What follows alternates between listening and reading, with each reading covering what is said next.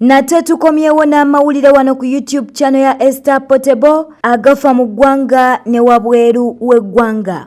Poliisi olunaku olwaleero erumiriza famire y'omuyimbi Douglas Mayanja amanyiddwa nga Weasel okwekiika mu kkubo lyayo ery'okumunoonyerezaako ku misango gy'okukuba omukozi we n'amumenya amagulu. Bino byogeddwa amyuka omwogezi wa poliisi mu Kampala n'emirirwano Oluko Wesigire n'agamba nti bagezezzaako emirundi mingi okugenda mu maka ga Weasel okumukwata wabula nga taliyo ate nga n'essimu ze teziriiko wabula nga mu bino byonna famire ya Weasel yeefudde ekyesirikidde mu nsonga eno. Eyo nga tuvuddeyo nkututeko ewa Minisita Henry Okello Oryem avuddeyo n'atangaza ku nsonga za Lumbuye. Minisita Oryem ategeezezza nti Lumbuye mulamu era ng'abantu tebasaanidde kweraliikirira nnyo. Ono ayongeddeko nti ebitongole ebivunaanyizibwa bijja kuvaayo mu budde obutuufu bimutwale mu kkooti avunaanibwe. Lumbuye is alive.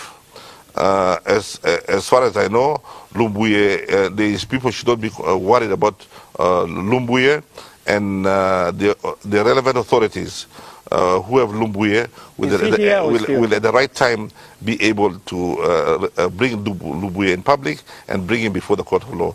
I don't think that Lumbuye should be made a martyr or should be made somebody who is so important as a film star.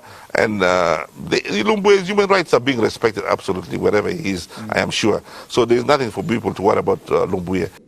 Wabula agambye nti abantu balina kuba nga bakola emirimu gyabwe basobole okwebezaawo so si kubabuuza wa Lumbuye gyali. People should go around trying to look for their survival. They should work hard to look after the family, and they should work hard to make sure that their household income increases, and they should not worry about Lumbuye. There are many more things in Uganda which is more important for yourself and your family than to worry about Lumbuye. Kyaddaaki ekitongole kya Uganda Red Cross Society kizudde omulambo gw'omuvubuka Masereka ow'emyaka 17 eyali ne banne abasatu abaakulukusibwa amazzi g'omugga Nyamwamba sabbiiti ewedde. Bano baali baddaabiriza olutindo okuliraana ekkuumiro ly'ebisolo eby'omu nsiko e Kasese, omugga ne guwaguza amazzi ne gabatwala. Kigambibwa nti abasatu ku bano baasimatuka okufa era ng'okusinziira ku mwogezi wa Uganda Red Cross Irene Nakasiita, omulambo gwa Masereka gusangiddwa guwagamidde mu mayinja ekyambogo Kasese. Ago gensobodde okukuŋŋaanyiriza olunaku olwaleero.